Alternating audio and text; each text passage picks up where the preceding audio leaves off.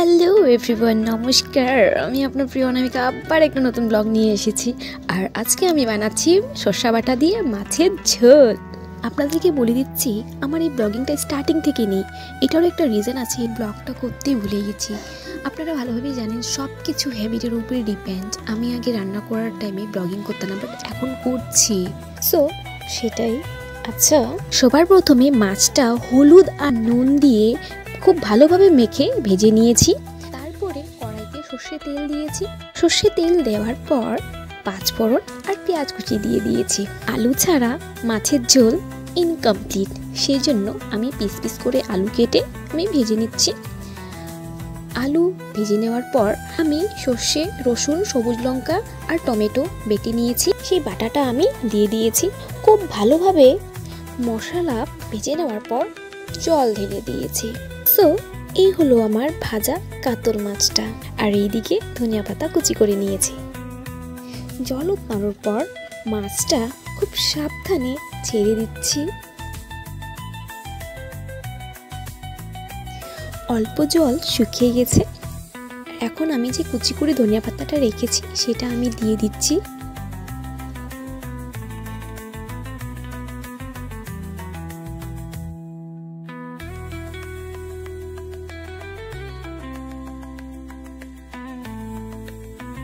খুন্তি দিয়ে খুব ভালোভাবে নড়াচড়া করে ঢেকে দিচ্ছি।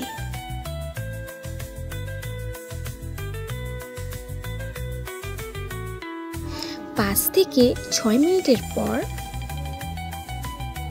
আমি ঢাকনাটা সরাই।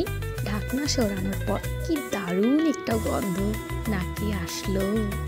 মাছের যে জলটা ছিল অনেক বেশি, সেটা খুব সুন্দরভাবে শুকিয়ে গেছে। আর মাছটা জলের মধ্যে কি সুন্দরভাবে ভাসছে। সো এইভাবে আমার মাছের ঝোল কমপ্লিট। আচ্ছা, তাহলে এবার আমি দেখাবো মাছের ঝোল কিভাবে কড়াই থেকে অন্য একটা বাসনে আমি রাখছি। সবার প্রথমে যতগুলো মাছ আছে সব মাছগুলোকে একটা একটা করে বাসনে রাখছি।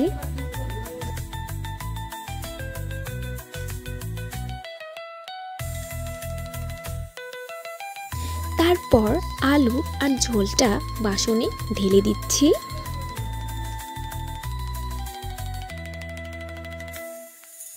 দেখতে কি সুন্দর ইয়ামি লাগছে, তাই না? সো আমার নেক্সট ভিডিওতে আবার দেখা হবে। Tata, bye bye.